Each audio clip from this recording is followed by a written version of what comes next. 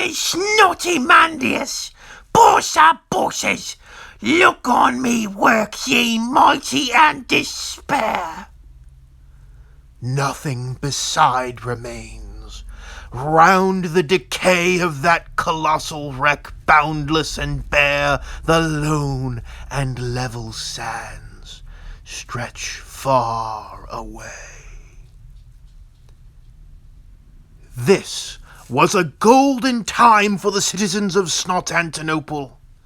Their great leader Snotius I set aside his differences with his bitter rival Skullbash, and by working together, they achieved what was thought to be impossible. They slew the terrible monster that dwelt in the vast river. When Snotius returned with his prize, there was a night of celebration for the many glories of Snotantinople. Not only had the monster been slain, but work had been done on the great walls surrounding the city. They now had long, pointy sticks pointing out of the top. Now nothing could breach the walls, though a human might be able to step over them if they did so carefully. There was also another great initiative by the water-gathering snotlings to dig a tremendous ditch from the river to Snotantinople, so they could easily have all the water they could drink. And if this were not enough, the very first attack squig popped out of the ground, a creature that was all fangs, claws, and stomach. Snotius decided that the little fellow should have a name. Pog. Pog Chomp. The creature was much smaller than most squigs that were properly raised and reared by runt herds. But it was an accomplishment nonetheless. And so the little greenskin celebrated with food and drink aplenty. Fried river monster for all. From the fish, Snotius had a suit of fish-scale armor made for himself and for Tree Climber as well. He split the teeth gathered from the fish evenly between himself and the other snots that had assisted him. Snotius himself made a knuckle duster with the teeth, making his tiny fists that much more dangerous. Skullbash, of course, was granted the skull. It was the height of this glory that shadows began to gather, and doom was creeping up upon the glorious empire of Snotopia. But Snotius went to sleep that night none the wiser. Snotius dreamed of Gork and Mork and their eternal battles against one another. But he was not watching. No, he was seeing things through Gork's eyes, though it could have been Mork's. Snotius looked upon Mork, though it could have been Gork, and he saw the face of none other than Skullbash. Snotius awoke the next morning, and he stretched his limbs and began his morning routine with a nice, healthy pick of the nose. But there was something wrong. His finger smelled awful. No, the air smelled awful, and there didn't seem to be any light from the sun shining down into his boss burrow. Snotius rushed to the entrance, scrambling on his hands and knees to get his feet, when his arm suddenly sank elbow deep into poop! Squig poop! Mounds of it! He was trapped, but the brave Snotius was not about to give up and accept his fecal coffin. He began to dig. He flung fistfuls of muck behind him as he slowly dug his way out of the miserable slop. Before long, the snot boss burst to the surface and took his first breath of fresh air in a good few minutes, with nothing but the smell of squig turds filling his nostrils. Snortius emerged to see Snotantinople in shambles. There were dead and wounded snotlings lying about. Tree Climber had been very badly beaten. Snortius took him in his arms. What happened there, Tree Climber? It was Skullbash. He got a bunch of other snotlings, battered them good, and he took a good half the boys with him. He said he was gonna start a proper city, Skullstanbul. He had the boys chanting, Skullstanbul, not Snotantinople. Skullstanbul, not Snotantinople. Oh, he nicked the food, he nicked the squigs, and he nicked Pegleg. Snortius looked around what used to be the glorious capital of Snortopia. He would see it rebuilt, and he would see the traitor dead. Get the boys. We's marching on Skullstanbul. I'm gonna kill that git.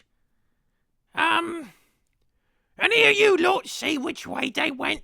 I'm perfectly honest. I have no idea. You lot is useless. I can track 'em. The mysterious Snotbow stepped forward from the shadows. I'll take you right to that git, Skullbash. With Snotbow in the lead, Snortius marched forth with all of his snots. 10 snotlings, well armed and armored. For the most part, anyway. Snortius wore his gleaming shirt of fish scales, and it glimmered in the sunlight. Snotbow followed the trail until they reached the great river. Snortius sent Skullbash to fetch water there numerous times, hoping that one of the river monsters would get him. Instead of dying, like Snortius wished, Skullbash took the opportunity to learn the ways of the river. He found a series of stepping stones that led across the great expanse where he had begun construction on Skullstanbul. It was nothing compared to the glory of Snotantinople. Skullbash hadn't had time to build his own great walls, or burrows, or squig pens. But he did have the stepping stone bridge, and Snortius could see the river monsters swimming back and forth on either side of the divide. No, a big fight wouldn't work. He needed to end this himself. Skullbash, wearing the mighty skull of the terrible river monster he slew alongside Snortius just the other day, stood at the end of the stepping stones. His foot was propped up on a large rock, and his arm was resting on his knee. In one hand he held his mandible glaive, and in the other he held a makeshift leash for Pogchomp, the attack squig, who looked positively miserable standing next to Skullbash. Ain't so great now, is ya, Snortius? You tried to kill me so many times, and I survived them all. You make me realize something. The reason I ain't dead is because I can't be killed. I am immortal. Is you sure about that? Get him, Pog! The attack squig suddenly snarled and chomped down on Skullbash's calf, biting deeply into his chitin greave. Skullbash managed to pull away from the squig, losing the greave in the process. With a loud crunch, Pogchomp chewed it to bits and swallowed. Skullbash was furious and gave the squig a quick kick to the face, causing it to yelp and cower. Skullbash angrily threw the leash to one of the other snots. Come on then, Skullbash. You want to find out if you're immortal? To face me. Let's end this right here. Gladly. The two snotlings strode out along the stepping stones, their weapons drawn. Snotius felt he had the advantage. He had his shiny new armor. He had his pointy teeth fist. And Skullbash's leg was now exposed without his armor. As the two squared off, fins emerged from the raging waters that surrounded them. The sea monsters hungered for the flesh of the loser. The fight began cautiously. Snotius swung his glaive at Skullbash's leg, trying to get a quick victory. But Skullbash had an important advantage. He knew the river, and he knew these rocks, and was more sure-footed than Snotius. Each of Snotius's swings was matched by a counterattack by Skullbash. The more nimble snotling struck against Snotius's shining scale armor. Snotius tried to be patient and wait for his opportunity.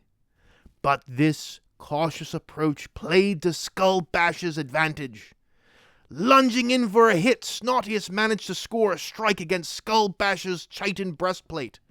But this left him very exposed, and Skullbash struck Snotius hard, knocking him backwards and cutting through the thick scales that protected the snot boss. Another hit to his torso, and Snotius was through. Fear began to creep into Snotius, as is quite natural for snotlings. But there was something about Snotius that was not at all normal. There was a fire in him, a little spark of the war. This rage, this intense, reckless anger filled him, and Snotius lunged at Skullbash with abandon. Skullbash was caught completely by surprise as he suddenly found Snotius's fingers around his neck. With a strength so uncommon amongst snotlings, Snotius lifted Skullbash above the ground and slammed his head into the rocks at their feet. The proud fish skull helmet cracked and shattered. Skullbash was dazed by the onslaught. Snotius grabbed him again by his breastplate and hauled him into the air. You think the other snots is your allies? You merely adopted the snots. I was born a boss, moulded by it, and the other fungus too.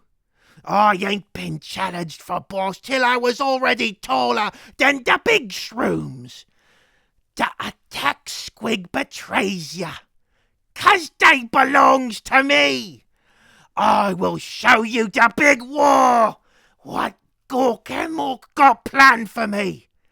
Then I will break you. Snotius then brought Skullbash down across his knee, cracking the chitin breastplate. Snotius pulled up Skullbash for one more time, who was bloody, bruised, and beaten. I am Skullstanbul's reckoning!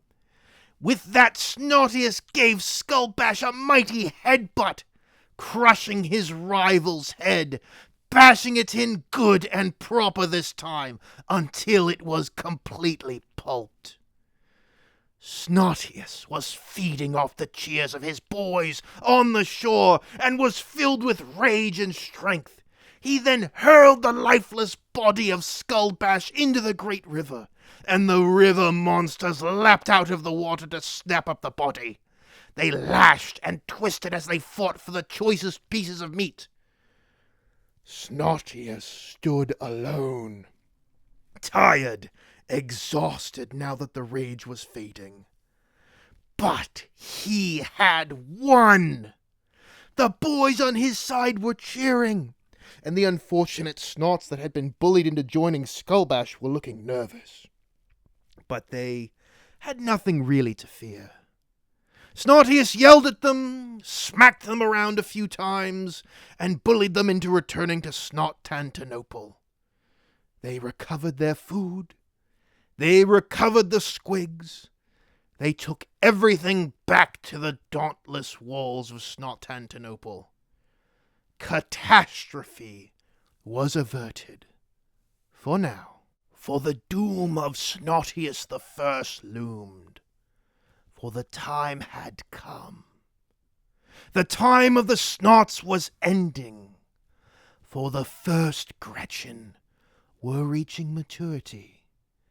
And then Snortius would face the greatest challenge to his nearly week-long reign that he had ever faced. No man do they call me. My mother and my father, and all my comrades as well. Thank you all for listening to this week's episode of Growing the Tribe.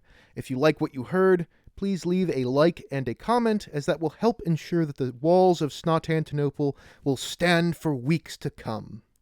If you are new to the channel, please consider subscribing to hear more stories involving weaponized poo.